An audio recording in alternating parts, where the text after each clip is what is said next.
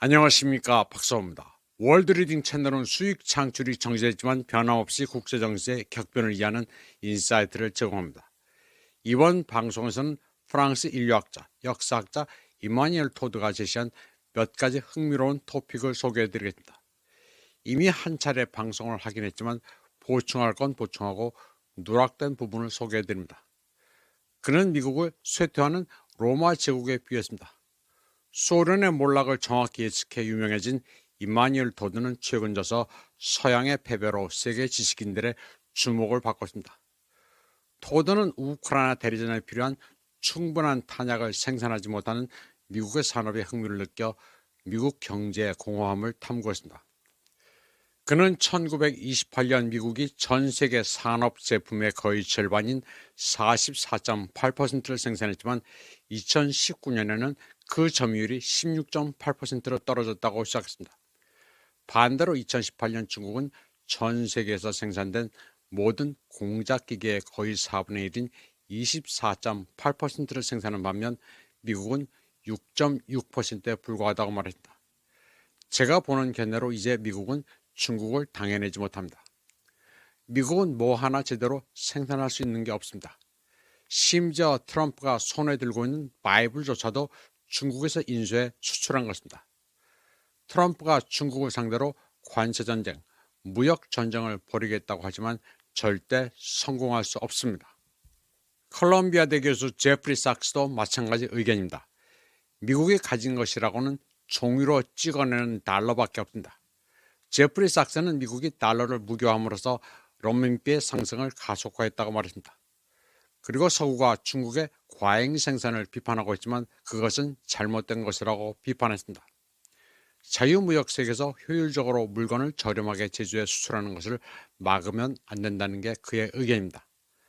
사실 미국이 관세전을 벌인다고 해봐야 중국으로서는 미국과 무역을 하지 않으면 그만입니다. 미중 무역액은 2001년 이래 지금이 최저치입니다. 중국인민대 국제관계학원 교수 진찬웅도 100년 동안 없었던 국제정세 격변이 시작되고 있다면서 중국이 과감하게 새로운 산업혁명을 주도하고 있는 중이라고 말했습니다. 그는 미국의 달러 패권이 2025년 와해될 수도 있다고 말했습니다. 그러면서 미국은 2차 세계대전 이후 별다른 발전 없이 정체되어 왔다면서 미중 대결에서 자신감을 나타냈습니다. 런던 정경대 진커유 교수도 미국이 기술 봉쇄를 한 게 오히려 중국의 기술 경쟁을 촉발시켰다고 주장했습니다. 실제로 화웨이의 경우 모바일폰에서 스마트까지 일대 혁신을 이룩하면서 우뚝 일어서고 있습니다. 트럼프도 이런 중국의 강점을 알고 있습니다.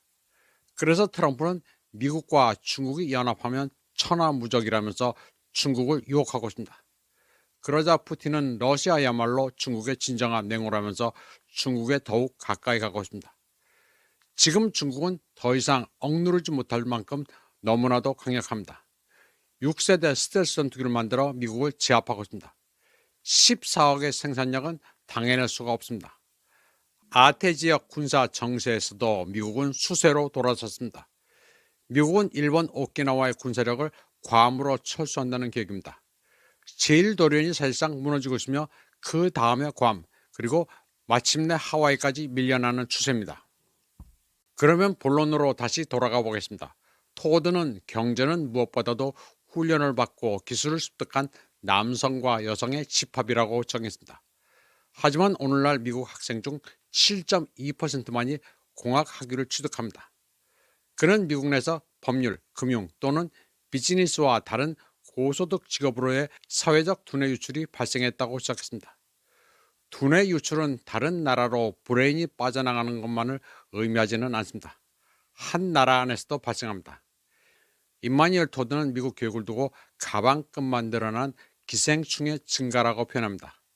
이는 한국 대학도 마찬가지입니다. 기본적으로 한 나라의 교육은 과학기술이 우선돼야 인문학도 있습니다. 공학적 공부하기가 힘들다는 이유로 쉽게 잔지식으로 머리나 굴리는 문과를 공부하는 청년들이 많은 나라는 망하게 됐습니다. 사람들이 사변적으로 변해 시끄럽게 떠들기만 할 뿐입니다. 본론으로 돌아가 미국은 여기에 위기를 느껴 소위 스템, 즉 과학, 기술, 공학, 수학, 노동의 수입을 늘리긴 했습니다. 2000년 16.5%에서 2019년 23.5%로 늘어났습니다. 그런데 여기에는 외국계 스템 근로자의 비중이 높습니다. 미국에서 태어난 사람보다 외국에서 태어나 미국으로 이주해 학위를 받은 사람 비율이 더 높습니다. 토드는 미국은 이미 산업적으로 그리고 무엇보다도 구조적으로 너무 취약하다고 말합니다. 필요한 숙련된 노동력이 더 이상 존재하지 않는다고 그는 단언했습니다. 이마니엘 토드는 미국 경제 구조적 왜곡을 통해 미국에서 교육받은 사람과 교육받지 못한 사람 사이에 새로운 사회적 불평등을 봤습니다. 대략적으로 말하면 사람들의 마음을 속이고 허공에서 돈을 벌기 위해 그리고 미국 엘리트들이 국민을 통제하도록 돕기 위해 부름을 받은 변호사나 금융가처럼 물질적 자산을 생산하지 않으면서 매우 높은 급여를 받는 직업이 너무 많습니다. 따라서 이러한 직업은 미국인이 추구하는 교육 우선순위를 설정합니다. 젊은이들이 엔지니어가 아닌 변호사, 금융가가 되기 위해 공부하고 있습니다. 토드는 미국인들이 자신들의 내부 문제에 너무 빠져있고 세계는 미국이 통제하기에는 너무 넓다고 말했습니다. 그는 2011년에 그런 추세가 명백해졌고 2015년에 미국인들은 수비에 나섰다고 썼습니다. 미국은 유럽, 동아시아와 함께 대외 지배의 세 극 중 하나인 중동을 벌였습니다. 그들은 우크라이나에서 러시아와 전면전을 벌이는 것을 원하지 않아 키예프를 대리인으로 내세웠습니다. 그러다 우크라이나 군대가 초반에 성공적으로 러시아에 저항하는 것으로 보이자 서방의 승리 가능성에 대한 환상을 불러일으켰고 미국은 그 함정에 빠졌다고 설명했습니다. 토드는 그 함정이 도널드 트럼프의 일개 행정부에서 발화했다고 분석했습니다. 우크라이나를 무장시키기 위해 제블린 대전차 미사일을 공급한 사람이 바로 도널드 트럼프였다고 토드는 지적했습니다. 오히려 당시 오바마는 이를 반대했습니다. 이마니엘 토드는 실패한 국가 우크라이나의 운명에 대해서도 말했습니다. 그는 우크라이나가 영토의 40%를 잃게 될 것이라면서 러시아가 서방과의 대결에서 승리할 것이라는 데는 의심의 여지가 없다고 말했습니다. 토드는 우크라이나가 실패한 국가, 파산한 국가라는 근거로 인구 통계학적 데이터를 인용했습니다. 소련 붕괴 직후 우크라이나 인구는 5,200만 명에서 4,100만 명으로 20% 감소했다고 시작했습니다. 출산율이 러시아보다 훨씬 낮았습니다. 2015년에서 2020년 사이에 러시아 여성 1인당 자녀수는 1.8명이었지만 우크라이나는 1.4명에 불과했습니다. 2000년 러시아가 1.5명인 반면 우크라이나는 1.2로 떨어졌습니다. 그는 우크라이나의 인구가 러시아나 서유럽으로 적극적으로 이주했다고도 지적했습니다. 토드는 또 우크라이나 사회 병폐의 하나로 대리모를 들었습니다. 우크라이나는 자녀가 없는 외국인 부부에게 진정한 엘도라도가 됐습니다. 그는 전쟁 직전 우크라이나는 세계 대리모 시장의 25%를 점유했다고 시작했습니다. 대리모는 다른 나라에서는 대체적으로 금지되어 있는데 우크라이나 여성들은 자국 인구를 늘리기보다는 서구 다른 나라 사람들 아이를 낳아주는 데 특화되어 있었습니다. 토드는 우크라이나가 독특한 경제적 전문화로 서구와 통합됐다고 시작했습니다. 그리고 분쟁이 발발했어도 대리모의 규모는 약간만 줄었습니다. 그는 2022년 3월부터 2023년 7월까지 우크라이나 여성이 외국인을 위해 1,000명 이상의 아이를 출산했다고 말했습니다.